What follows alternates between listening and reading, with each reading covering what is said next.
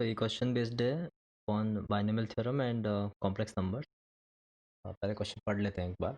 Let C R बोलो या फिर इसको हम एन सी आर भी बोलते हैं, सी आर और n c r denote the combinatorial coefficient in the expansion of 1 + x raise to n। And उसके अकॉर्डिंग हमने 3 सीक्वेंस डिफाइन किए हैं, a N B N C N. And हर एक के अंदर जो टर्म्स है वो उनके बीच जो डिफरेंस है वो 3 टर्म्स का है। लाइक ए एन है वो N C zero plus N C three plus N C six plus N C nine है। एंड सिमिलरली बी एन जो है वो N C one N C four N C seven N C ten है। And similarly C N है N C two N C five N C eight N C eleven. Fine. तो अब already जिन लोगों को ये क्वेश्चन आता है, like of course थोड़ा लेवल टफ है क्वेश्चन का, बट जिनको अगर थोड़ा आइडिया है तो एक आइडिया ये आता है दिमाग में कि we can find individual values of A N B N and C N. And उसके बाद हम जो रेड एक्सप्रेशन में पूछा गया लाइक 3 परफेक्ट स्क्वायर उनकी वैल्यू फाइंड कर सकते हैं, बट बहुत लॉन्ग मेथड हो जाएगा। तो हमें कुछ शॉर्टकट फाइंड करना है, पर पहले मैं लिख देता हूँ कि मेथड वन क्या है कि find a N B N C n individually and put in last expression. Fine. So लेकिन फिर a N B N C n find करने के लिए जो एफर्ट लगने वाले हैं ऑलरेडी वो आना चाहिए। ऑफकोर्स अगर नहीं आते तो ऑफकोर्स ये क्वेश्चन हम डिस्कस नहीं कर सकते, बट थोड़ा आना चाहिए कि N B N C N कैसे फाइंड करना है। कि हम उसके लिए अगर तीन तीन टर्म का डिफरेंस है तो हमें जो मैं हाईलाइट कर रहा हूँ फिर रिक्विजिटी है इस क्वेश्चन करने के लिए कि nth root of complex number जो है उसके बारे में आइडिया होना चाहिए। राइट। तो यहाँ पे अगर जो टर्म्स है उनके अंदर जो डिफरेंस है वो 3 टर्म्स का है यहाँ पे। सो हर एक के अंदर 3 टर्म्स का डिफरेंस है। तो ऑफकोर्स हम यूज़ करने वाले हैं यहाँ पे, वो हम यूज़ करने वाले cube root of unity. Right. तो ऑफकोर्स जो क्यूब रूट ऑफ यूनिटी है वो ऑलरेडी फेमस है, 1 ओमेगा एंड ओमेगा स्क्वायर। तो अभी पर्पज़ यही है क्वेश्चन का कि हमें 1 ओमेगा और ओमेगा स्क्वायर को किस तरह से यूज़ करना है कि क्वेश्चन थोड़ा फास्ट सॉल्व हो जाए। मेथड वन है कि तुम सबकी इंडिविजुअल वैल्यू फाइंड कर सकते हो एंड फिर पुट कर सकते हो, बट एक हमें थोड़ा फास्टर मेथड ढूंढना है। तो समझते हैं मेथड टू जो हमें ट्राई करना है। सो मेथड टू ये है कि हम जो पूछा गया है उसको थोड़ा ध्यान से देखते हैं कि वो क्या है। राइट। तो अगर हम उसको ध्यान से देखें तो हमें ये पूछा जा रहा है 2 टाइम, अगर मैं इस एक्सप्रेशन को ओपन करता हूँ तो 2 time a n square plus b n square plus c n square minus a n into b n minus c n into c n minus c n into a n. Right. अब जो trick है वो इसी वाले step में है, ये आना चाहिए यहाँ पे। ट्रिक है, ट्रिक तो ट्रिक ये है कि अगर हम इसको फैक्टराइज करते हैं फर्दर तो उसको इस तरह लिख सकते हैं a n plus b n omega plus c n omega square. Similarly a n plus b n omega square plus c n omega.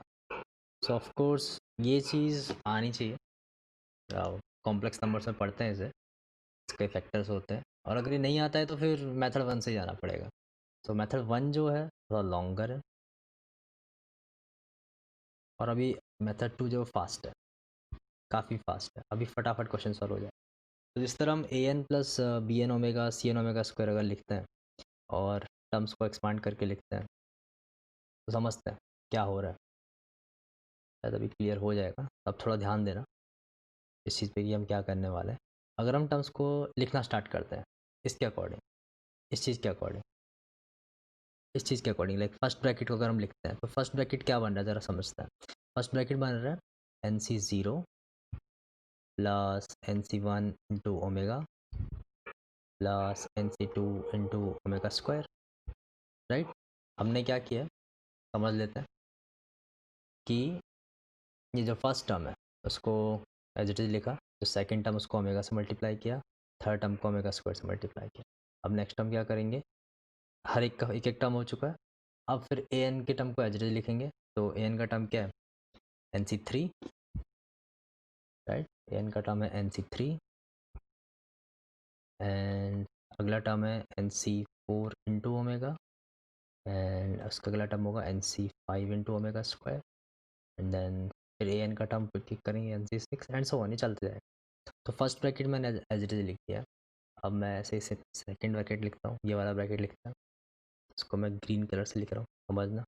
NC0, NC1 into omega square, NC2 into omega, NC3 as it is, NC4 into omega square, NC5 into omega, and NC6 as it is. Fine. Of course अगर ये समझ में नहीं आ रहा है तो खुद से लिख के देख सकते हो वीडियो स्टॉप करके कि कैसे बनाया जा रहा है। एंड इसके बाद एक लाइन का और क्वेश्चन है, राइट।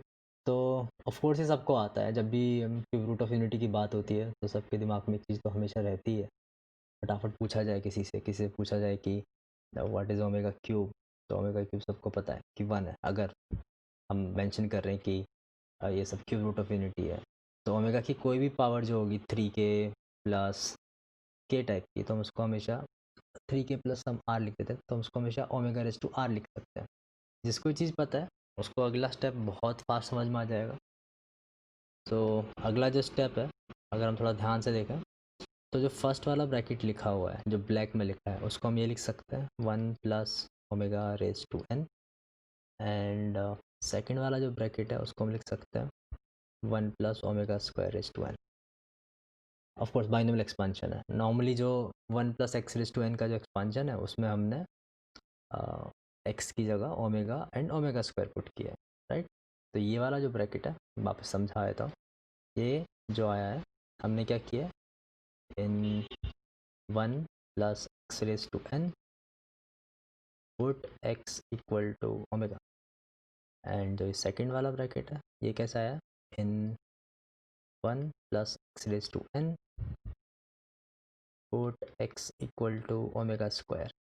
और ये जो चीज़ है ये काफ़ी इंपॉर्टेंट है, फिर से हाईलाइट कर रहा हूँ मैं, ये वाली चीज़ इसका काफ़ी जगह यूज़ हुआ है, क्योंकि जहाँ जहाँ पे हमें लग रहा है कि लाइक ओमेगा रेज टू 4 को क्या लिखा गया, तो ओमेगा रेज टू 4 को ओमेगा लिख दिया गया, ओमेगा रेज टू 6 को 1 लिख दिया गया, ओमेगा रेज टू अगर कभी सपोज 13 हुआ तो उसको हमने ओमेगा लिख दिया, ओमेगा रेज टू अगर 22 हुआ तो उसको भी ओमेगा लिख दिया, ठीक है। तो ये समझ लेना अच्छे से, तो बस यूज़ कर लिया एंड डन। तो ये हो गया सॉल्व ऑलमोस्ट। तो ये वाला स्टेप आ चुका है।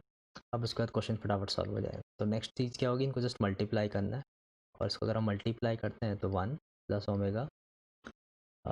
Omega square plus omega cube raise to N, and ये भी सबको मालूम है अभी कि ये वाला इतना जो टर्म है वो ज़ीरो है, तो हमारा जो आंसर हो गया वो 2 into omega raise to 3n, and omega raise to 3n फिर से 1 हो जाएगा, 2 इंटू 1 2, राइट।